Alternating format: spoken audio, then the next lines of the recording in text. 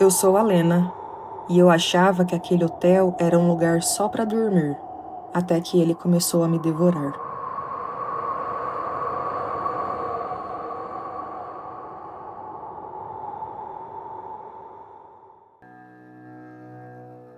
"21 anos. Essa era a minha idade quando eu decidi fazer algo que minha mãe chamou de irresponsável e meu pai chamou de corajoso. Eu queria viajar sozinha, conhecer lugares que eu só tinha visto em fotos desbotadas de revistas velhas. Queria sentir que minha vida era minha, que eu podia tomar decisões sem precisar explicar cada passo. Eu precisava sair de casa, ficar sozinha por alguns dias.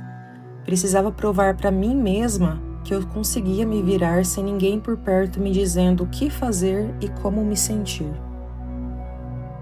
Eu cursava literatura, morava com meus pais em um apartamento pequeno e normalmente passava os fins de semana ajudando no restaurante da família. Mas naquela viagem, eu seria só Lena, não a filha, não a estudante, não a moça do restaurante, apenas Lena.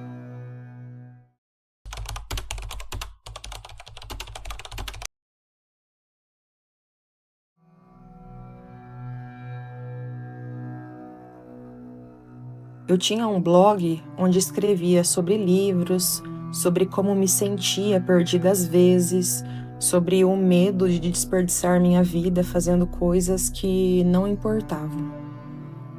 Meus pais sabiam do meu transtorno bipolar, da depressão, dos episódios que eu tinha alucinações e me escondia embaixo da cama. Eles sabiam que às vezes eu parava de tomar remédios porque me sentia aprisionada por eles. Mas mesmo assim, me deixaram ir, porque eu prometi que ligaria todos os dias. Cheguei em San Diego em janeiro.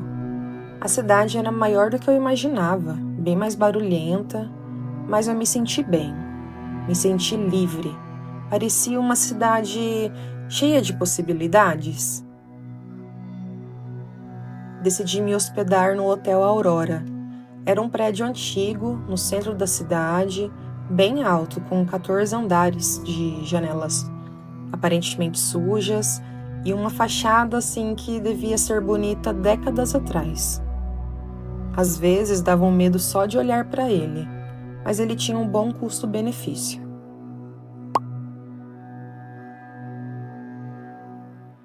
Quando eu cheguei no hotel, eu estava bem cansada.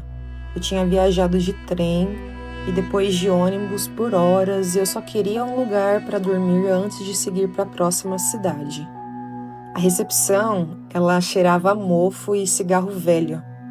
O atendente nem olhou para mim quando me deu a chave do quarto. O quarto que eu fiquei também era um problema. As duas garotas que dividiam espaço comigo olhavam para mim com uma expressão estranha quando eu entrava.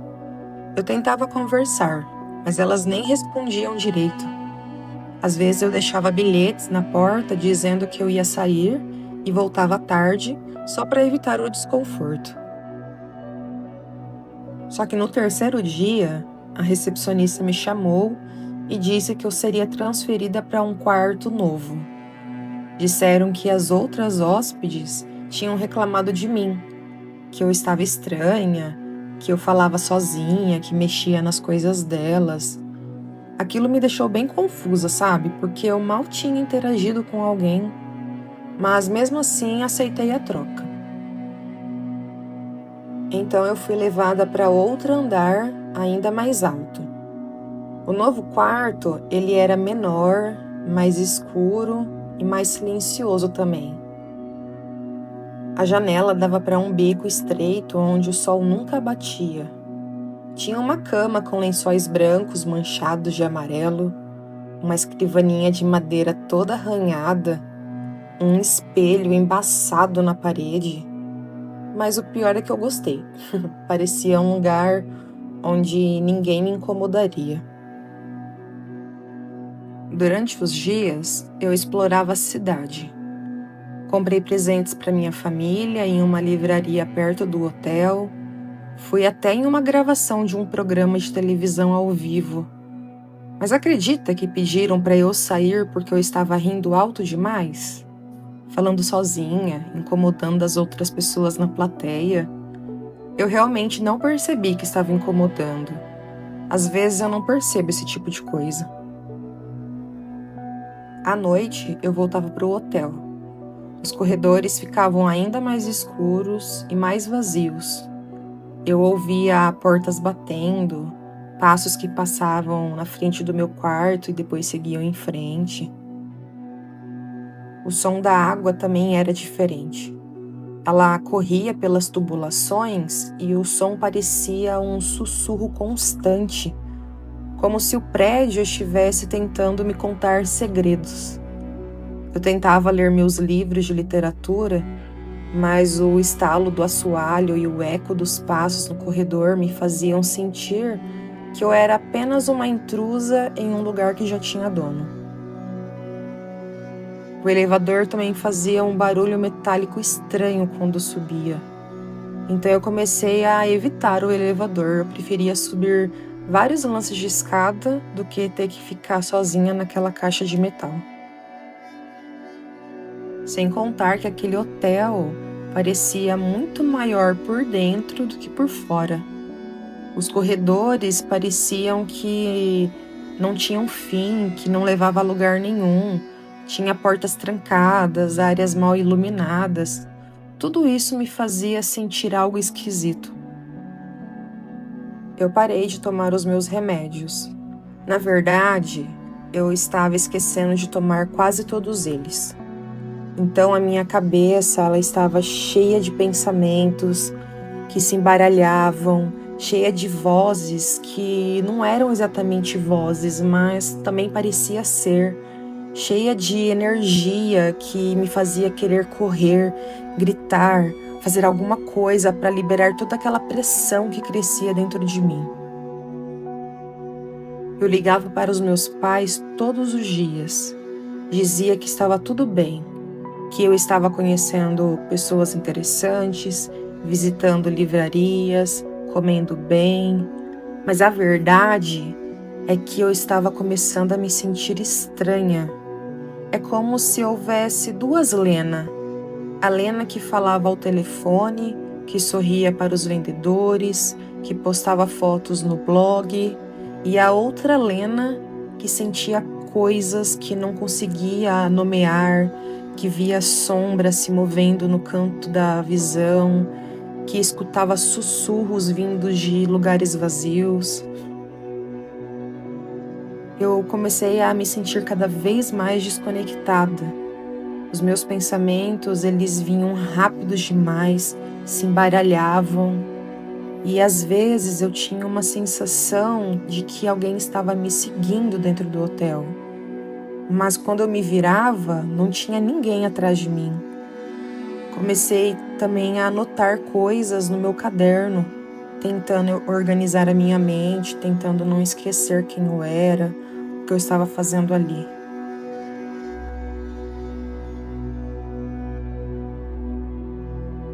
Eu decidi sair um pouco do hotel, caminhar pelas ruas, respirar ar fresco, para acalmar a minha mente. As luzes dos postes, elas estavam fortes demais, e eu percebi que as pessoas estavam me olhando de um jeito estranho. Então, não adiantou muita coisa. Tudo ainda estava barulhento demais na minha cabeça. Já era bem à noite quando eu voltei para o hotel. Chamei o elevador no térreo, as portas se abriram com aquele rangido metálico que aquele elevador tinha. Eu entrei, apertei o botão do 5º andar, mas o elevador não se moveu. Eu olhei para o painel, apertei o botão de novo, mas a porta não fechou. Depois apertei o botão do 6º andar, do 7º, do 8º. Apertei todos os botões, um por um, esperando que algum funcionasse. Mas o elevador continuou ali parado, com as portas abertas, como se estivesse me convidando a ficar no corredor.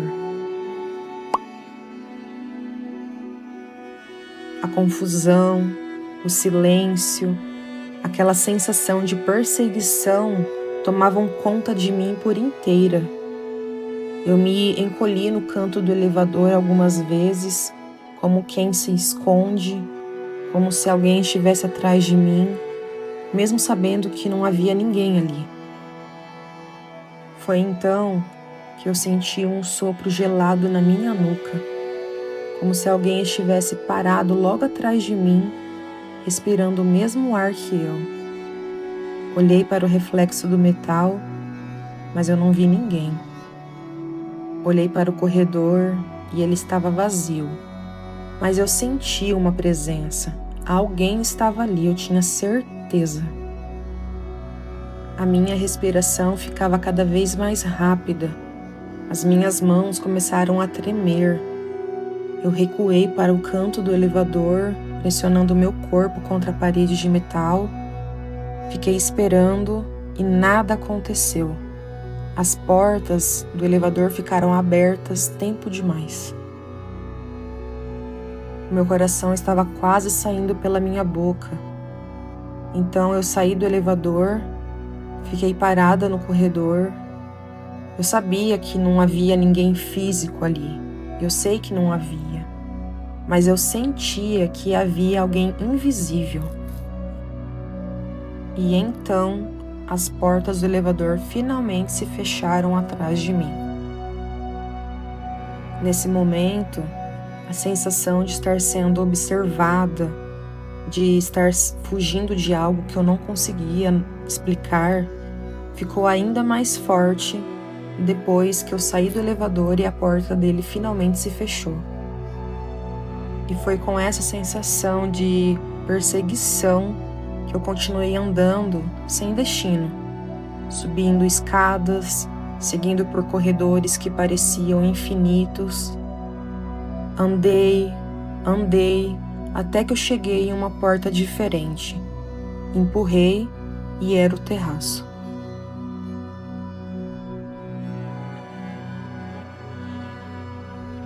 Lá fora, o ar era bem frio. A cidade parecia distante, pequena, e eu conseguia ouvir o barulho dela lá embaixo. Mas parecia como se eu estivesse em outro mundo. Caminhei devagar, sentindo o vento bater no meu rosto, tentando acalmar a respiração. Então eu vi, no canto do terraço, 4 tanques grandes de água. Eram tanques altos, de metal, pareciam bem pesados. Eu me aproximei deles. Não consigo explicar o porquê. Não houve um pensamento claro, uma decisão lógica. Era como se alguém estivesse me puxando para aquele lugar, como se houvesse um fio invisível conectado ao meu peito, me arrastando para aqueles tanques. Eu sabia que eu não deveria estar ali. Eu sabia que o terraço era área restrita, mas eu apenas não conseguia parar de andar. Subi na escada de metal que levava até o topo do tanque. As minhas mãos tremiam, escorregavam. Meu corpo estava cansado, confuso e pesado. O tanque tinha uma tampa de metal. Eu tentei abrir, mas ela era bem pesada. Quando finalmente consegui abrir a tampa, eu senti o cheiro forte de água parada. Olhei para dentro e por um instante achei que aquilo fosse me proteger, me esconder, me dar o silêncio que eu estava buscando. A água estava escura, quase preta sobre a luz da lua. Eu me inclinei para frente, meu reflexo apareceu na superfície, um pouco distorcido e estranho, não parecia ser eu mesma. Então entrei. A água estava muito gelada. O choque me fez prender a respiração. Tentei me mover, mas as paredes eram lisas demais. Tentei subir, mas não tinha apoio. Me debati, tentei gritar, mas o som não saía como eu esperava.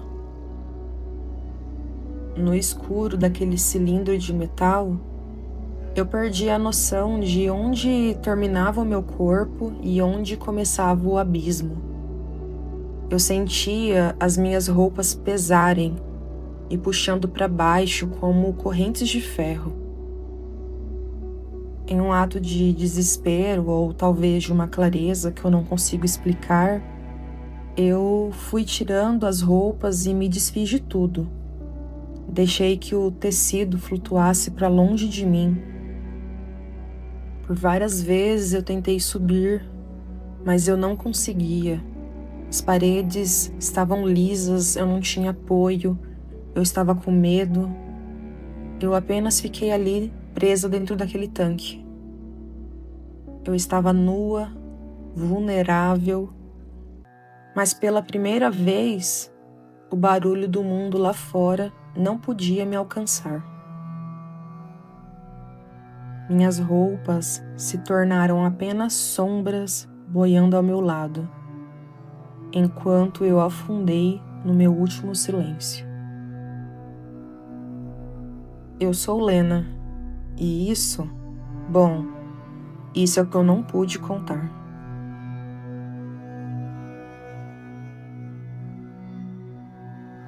Esta narrativa ficcional foi inspirada no caso de Eliza Lam, uma estudante canadense de 22 anos que desapareceu do Hotel Cecil, em Los Angeles, Califórnia, em 31 de janeiro de 2013. Seu corpo foi encontrado no dia 19 de fevereiro de 2013, dentro de um dos tanques de água no terraço do hotel, após hóspedes reclamarem de baixa pressão e gosto estranho na água. Eliza sofria de transtorno bipolar e depressão, condições para as quais tomava medicamentos controlados. A autópsia revelou que os níveis de medicação em seu organismo estavam abaixo do prescrito, sugerindo que ela não estava tomando a dosagem completa. A polícia de Los Angeles divulgou um vídeo de câmera de segurança mostrando Eliza se comportando de maneira estranha em um elevador do hotel no dia de seu desaparecimento. Imagens que se tornaram virais na internet e acumularam milhões de visualizações em poucos dias. A causa oficial da morte foi determinada como afogamento acidental, com o transtorno bipolar listado como fator significativo contribuinte. O caso nunca foi solucionado como um homicídio. Não havia sinais de trauma físico, abuso ou presença de drogas ilícitas em seu corpo. A autópsia também não encontrou evidências de álcool em seu sistema. O Hotel Cecil tem um histórico sombrio, tendo hospedado assassinos em série notórios, além de ter sido palco de múltiplos suicídios e mortes ao longo de sua história, desde sua abertura em 1924. O hotel foi fechado para reformas em 2017 e reaberto posteriormente como moradia de baixa renda pela Skid Row Housing Trust, em dezembro de 2021. O caso inspirou documentários incluindo Crime Scene, The Vanishing at the Cecil Hotel, da Netflix, lançado em fevereiro de 2021, além de ter influenciado séries de ficção como American Horror Story Hotel. Se essa história mexeu com você de alguma forma, deixe seu like aqui no vídeo e se inscreva no canal. Aqui, toda semana, histórias que nunca puderam ser contadas.